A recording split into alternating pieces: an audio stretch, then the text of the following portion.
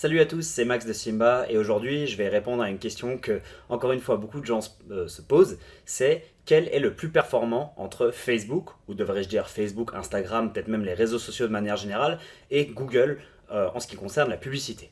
Alors c'est une question très intéressante parce que ça fluctue, en fait ça change avec le temps. Il y a des périodes où Facebook la publicité marche beaucoup mieux, il y a des périodes où Google la publicité marche beaucoup mieux, mais déjà avant de rentrer dans les performances de chacune des plateformes, il faut comprendre déjà comment elles fonctionnent et à quoi elles servent. Déjà, Facebook ou la publicité sur les réseaux sociaux de manière générale fonctionne de la manière suivante. C'est-à-dire qu'on va créer des publicités, on va cibler une audience, on va cibler des personnes qu'on a envie de toucher avec ces publicités-là, et on va interrompre ces gens dans leur processus de regarder leurs réseaux sociaux. C'est-à-dire que quelqu'un est en train de regarder son compte Instagram, il regarde son fil comme ça, et là il va voir une publicité. Donc c'est de la publicité qu'on appelle intrusive. Moi je vais faire une publicité, je vais cibler des gens parce que je pense que ces gens-là peuvent être intéressés par ce que j'ai à proposer. Ces gens-là vont voir leur publicité pendant qu'ils sont en train de faire autre chose. Et donc, soit ils vont être embêtés par cette publicité, ils vont tout simplement scroller, ils vont l'ignorer, soit ils vont s'arrêter sur la publicité, ils vont se dire waouh, cette publicité elle me plaît, et du coup ils vont cliquer dessus pour arriver sur une page où il y a un produit à acheter ou quelque chose à faire, une action à entreprendre. Donc cette publicité-là, elle fonctionne de manière intrusive, mais elle permet de cibler une audience très large. C'est-à-dire que je peux cibler tout le monde si je veux. Je peux cibler toute la Suisse, toute la France, le monde entier. Je peux cibler toutes les personnes qui sont disponibles sur une plateforme, que ce soit Instagram, LinkedIn ou Facebook, peu importe. Ces trois plateformes fonctionnent de la même façon, plus ou moins, mais vraiment c'est de la publicité intrusive et donc je cible un type de personne. D'accord ? Sur Google, c'est un petit peu différent. Sur Google, on ne va pas cibler un type de personne, on va surtout cibler des sujets ou des mots-clés. Déjà Google c'est assez vaste, c'est-à-dire que sur Google sur Google Ads qui est la plateforme publicitaire de Google, on peut faire différents types de publicité. Il y a ce qu'on appelle le search, c'est donc la publicité sur la plateforme de Google lorsque vous faites des recherches. Il y a les publicités display qui sont les bannières. Il y a les publicités YouTube qui sont sur YouTube. Et ensuite il y a encore les publicités app que vous pouvez faire par exemple sur le Play Store ou sur les applications, ce genre de choses. Donc ça c'est un peu les différents types de publicités et ils ne fonctionnent pas tous de la même façon.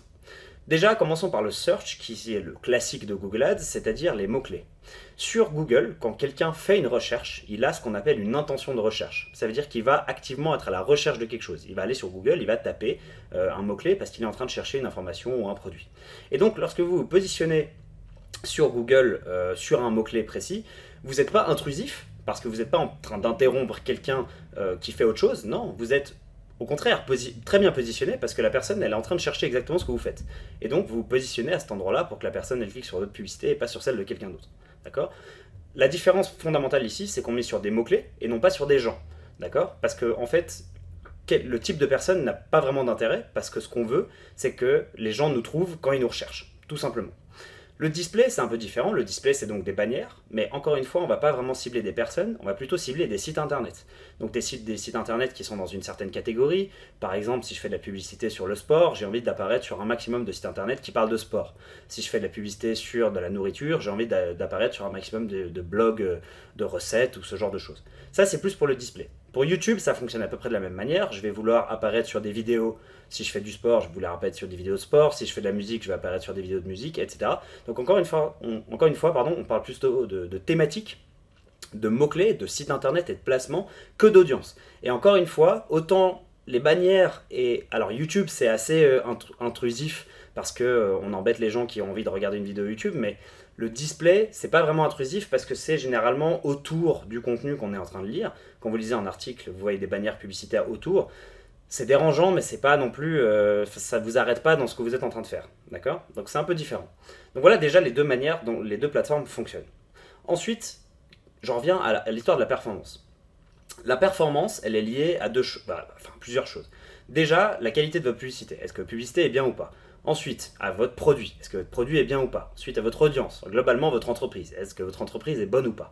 Si votre entreprise est bonne, elle va performer. Si elle ne l'est pas, elle ne performera pas. Ça, c'est simple. La deuxième chose, c'est le tracking. Donc déjà, il faut s'assurer que votre tracking sur votre site internet soit bien mis en place. Et ça, c'est autant pour les réseaux que pour Google. Si votre tracking n'est pas en place, vous ne pourrez pas mesurer les résultats et donc vous n'allez pas savoir ce qui est performant ou non. Ça, c'est vite vu.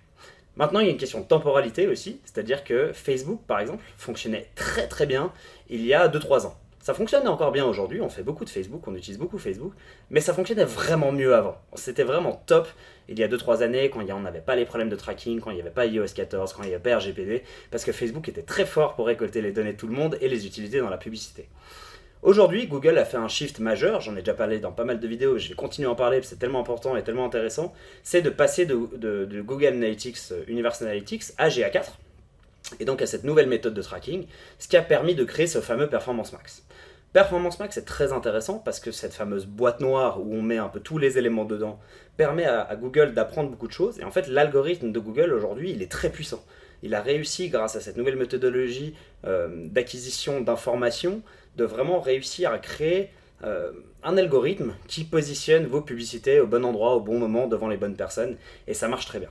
Donc aujourd'hui, à l'instant T, donc en octobre 2022, j'ai envie de dire de manière générale, Google marche mieux que Facebook. Okay, ça ne veut pas dire qu'il faut arrêter de faire Facebook. On fait encore beaucoup de Facebook, pour la raison que je vous ai expliqué un peu au début, c'est que Facebook, on peut cibler plus de gens. On peut cibler plus de gens, on peut toucher plus de personnes, on arrive quand même à avoir des très bons résultats sur Facebook, il ne faut pas mettre de côté Facebook.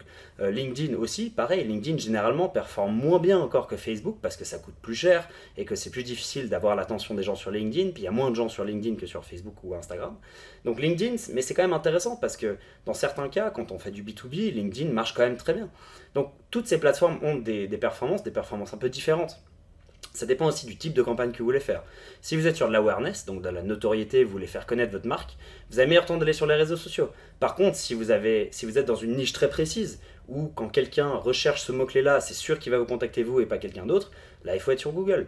Donc moi ce que je vous conseille, de manière générale, c'est de faire tout, évidemment, d'être sur Google, d'être sur Facebook, LinkedIn. Alors, Facebook, LinkedIn, encore une fois, ça dépend du business dans lequel vous êtes. Google, ce sera toujours utile, à moins que vous soyez quelque chose qui n'est pas trouvable, ou que vous soyez une innovation, donc personne ne pense à vous chercher. Google, ce sera toujours utile. Google Ads, c'est top, ça fait des super bonnes performances, surtout en ce moment. On voit des ROAS des fois de x8, x9, x10, voire plus. Sur Facebook, on va plutôt être sur des ROAS de x3, x4. Mais ce qui est déjà bien quand même, ça veut dire que vous triplez votre investissement, vous quadruplez votre investissement. C'est pas négligeable, c'est pas mauvais. Mais évidemment, quand vous faites x10 sur Google, bah aujourd'hui, c'est à peu près ce qu'on voit. Et donc on se dit, bah passons sur Google. Mais il faut faire attention, ça peut changer avec le temps. Donc voilà, pour résumer, en ce moment, je vous dirais plutôt aller sur Google, parce que Google c'est très intéressant, vous pouvez avoir des très bons retours sur investissement, mais Facebook fonctionne encore très bien, en particulier si vous êtes dans l'e-commerce, mais même quand vous faites des campagnes de services, des campagnes de leads, le B2B sur LinkedIn fonctionne aussi très bien, mais voilà, aujourd'hui c'est assez indéniable, Google franchement globalement fonctionne mieux, donc priorisez peut-être Google par rapport à Facebook si vous devez choisir entre les deux, c'est mon conseil d'aujourd'hui, mais il ne faut pas négliger l'un ou l'autre parce que les deux fonctionnent très bien dans différents contextes et à différents moments pour différents types de produits, pour différentes personnes. Tout est question de quelle est votre entreprise, quelle est votre cible, quel est votre produit, quels sont vos objectifs. Et voilà, je conclurai là-dessus aujourd'hui.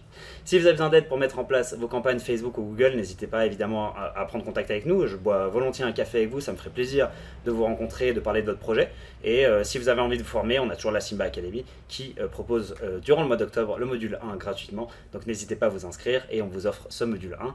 Et comme ça, vous pourrez vous former avec la Simba Academy sur les campagnes Facebook Ads. Donc voilà, c'est tout pour moi pour aujourd'hui. Je vous revois demain.